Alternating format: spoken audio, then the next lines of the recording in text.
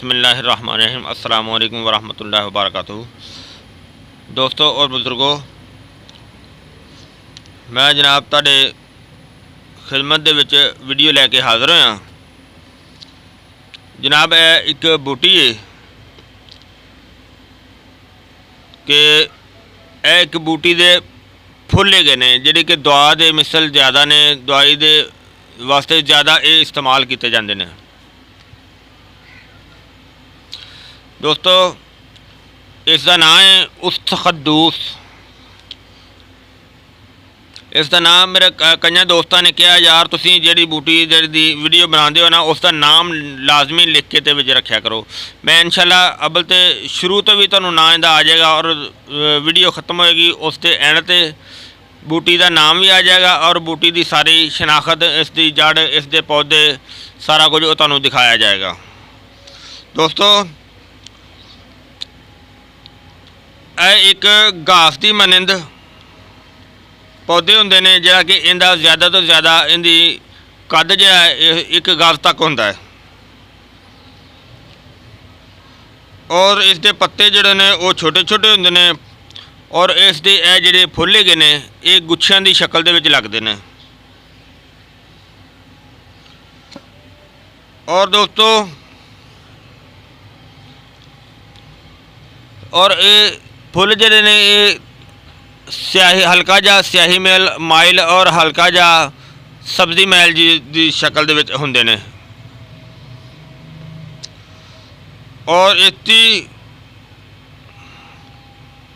बू जिहड़ी है वो तेज़ हुंदी है और खुशबूदार हुंदी है और इसके बीज विचों हल्की जी जिस तरह के काफूर की बू हुंदी है इस तरह की हुंदी है। और दोस्तों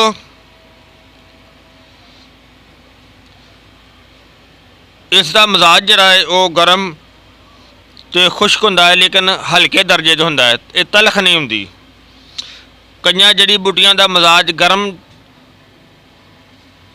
तो खुश्क होने के बावजूद वो तलख होंदी है। कई जड़ी बूटी का मजाज जरा तसीर जी वो गर्म खुश्क तो नॉर्मल दर्जे तो होंदी है। कई का मजाज जरा तसीर जी वो गर्म तो खुश्क बिल्कुल हल्के दर्जे होंदी है। और मोहतरम इसके फ़ायदे ये ने कि ये मकवी भी है और ये दिमाग वास्ते बड़ी लाजवाब चीज़ है।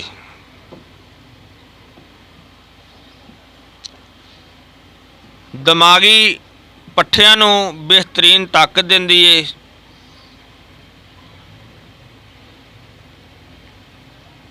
और इसनूं बिल्कुल बारीक पीस के कपड़ छान करके इसका पाउडर बना के और उसनूं शहद दे विच मिला के और दोस्तों उन्होंने अद्धी अद्धी चम्मच सुबह शाम खिलाया जाए 2 टाइम,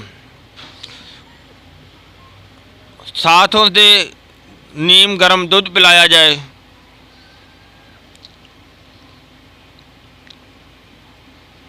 तो वो जनाब फालिज वास्ते फालिज वाले मरीज़ नूं बेहतरीन फ़ायदा करदी है। यानी कि लकवे वाले मरीज़ नूं भी बहुत अच्छा फ़ायदा करदी है। और इसका मेन जिहड़ा फंक्शन है वो दिमागी सुद्धे जिहड़े ने वो खोल दिए। दिमाग दे अंदर जिहड़ी किसी किस्म की रतौबत जिहड़ी वो रुक जाती है तो इसका जुशांदा बना के उसके अंदर मिश्री मिला के वो दोस्तों सुबह दोपहर शाम एक एक कप खाने तो 1 घंटा बाद विच वो पिलाया जाए और ठंडे बर्फ़ वाले पानी तो परहेज़ किया जाए और वो उसका बेहतरीन और बहुत अच्छा फ़ायदा होता है कि दिमाग दे अंदर, दिमाग दीयां नसां दे अंदर अगर कोई रतौबत रुक जाती है, जिस तरह के बलगमे मवाद को रुक जाता है और इस दे नाल चालू होके वो खारिज हो जाएगा।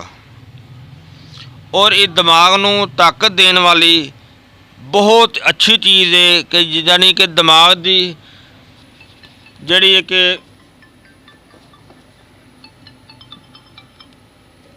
दिमाग की ताकत वास्ते, दिमाग के पट्ठियां की ताकत वास्ते बहुत ज़बरदस्त चीज़ है।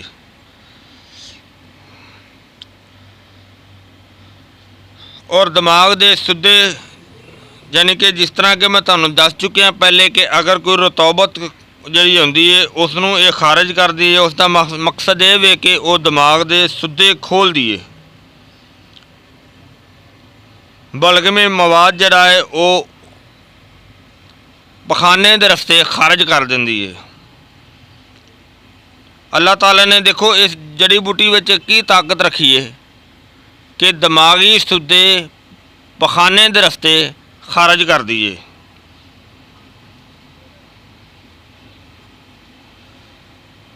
और इनू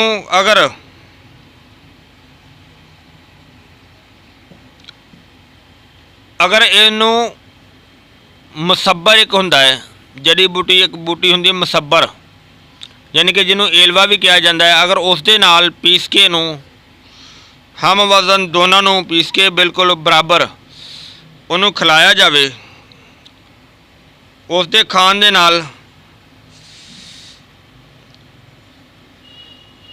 कि अगर कोई राशे का मरीज़ हुंदा है,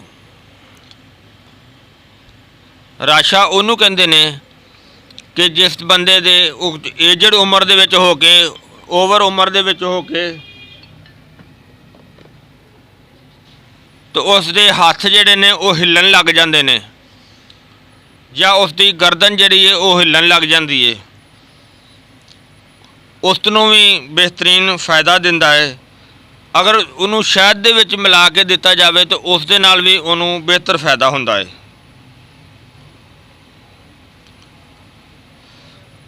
और दोस्तों इसका अगला फ़ायदा बेहतरीन एक होर भी है, इनका इस्तेमाल का तरीका ये वे कि अगर अद्धे सर दी दर्द हो रही होवे,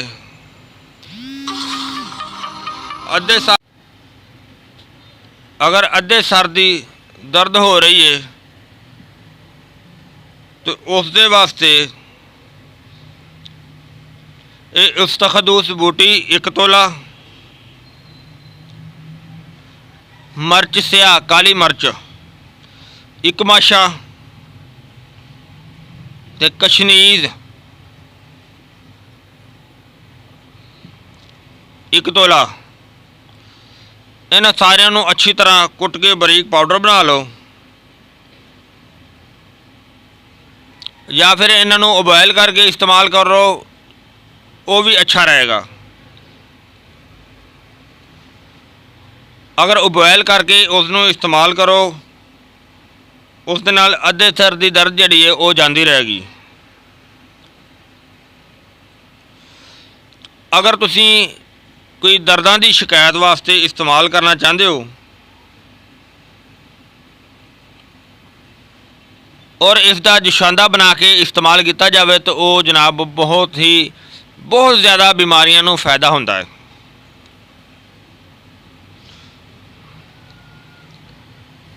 और दोस्तों सियाणियां दा कहना है कि उस्तखदूस का इस्तेमाल किया होया कि 50 साल पहले की जिहड़ी याददाश्त जिहड़ी है वो उन्होंने वापस ले आती है, यानी कि उन्होंने तेज़ कर दी है, उन्होंने कमज़ोर याददाश्त को बेहतर बना दी है।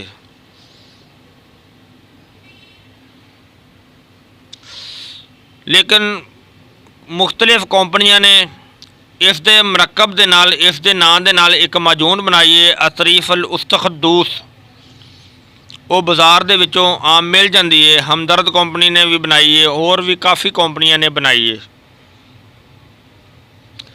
और दोस्तों उसका इस्तेमाल जरा है, अगर वो माजून लैके ते इस्तेमाल की जाए तो वो भी बेहतर चीज़ है। ਉਹ ਮਾਜੂਨ ਅਗਰ ਲੈ ਕੇ ਗਰਮ ਪਾਣੀ ਦੇ ਵਿੱਚ ਪਾ ਕੇ ਸਵੇਰ ਸ਼ਾਮ ਇਸਤੇਮਾਲ ਕੀਤੀ ਜਾਵੇ ਤਾਂ ਉਹ ਬਹੁਤ ਜ਼ਿਆਦਾ ਬਿਮਾਰੀਆਂ ਵਾਸਤੇ ਫਾਇਦੇਮੰਦ ਹੈ। ਜਿਸ ਤਰ੍ਹਾਂ ਕਿ ਆਦੇ ਦਰਦ, ਸਰ ਦੀ ਦਰਦ ਵਾਸਤੇ ਵੀ ਬਿਹਤਰ ਹੈ, ਨਜ਼ਲੇ ਜ਼ੁਕਾਮ ਵਾਸਤੇ ਵੀ ਬਿਹਤਰ ਹੈ, ਔਰ ਉਹ ਕੁਵਤ यानी कि ताकत वास्ते भी बेहतर चीज़ है, बहुत बेहतर रिजल्ट रखती है। देखो दोस्तों, अल्लाह सोने ने एक एक जड़ी बूटी दे विच अपनी प्यारी मखलूक वास्ते किन्ने किन्ने ज़्यादा फ़ायदे रखे ने कि बाद जड़ी बूटियां ने जिंदी कि जड़ दे विच अलहदा फ़ायदा है, पत्तियां दे विच अलहदा फ़ायदा है, फल विच अलहदा फ़ायदा है, फुल विच अलहदा फ़ायदा है। ये अल्लाह सोने की शान है। दोस्तों, उम्मीद है कि तुहानूं वीडियो अच्छी लगी होएगी और इंशाल्लाह उम्मीद है कि अच्छी लगेगी। और अगे और नवी नवी वीडियो देखने वास्ते सबसक्राइब करियो, लाइक करियो, शेयर करियो, ताकि दोस्तों नूं होरां नूं भी जरूरत के मुताबिक उन्हां नूं भी अगर किसी नूं प्रॉब्लम होवे तो वो मसला उनका हल हो जाए। क्योंकि हुण भी मैं वीडियो बनादियां काफ़ी दोस्तों दीयां बाहरों कालां आ रही ने, सऊदीया तो, कुवैत तो, दुबई वगैरह तो काफ़ी आ रही सी कालां, जिहड़ा कि मैं वीडियो बनांदा भी डिस्टर्ब हो रहा सी। तो उम्मीद है इंशाल्लाह तुहानूं वीडियो अच्छी लगेगी। तो दोस्तों, हुण इजाज़त चाहते हैं, अगली वीडियो नाल फिर हाज़र होवांगे। अल्लाह हाफ़िज़, अस्सलामु अलैकुम व रहमतुल्लाहि व बरकातुहू।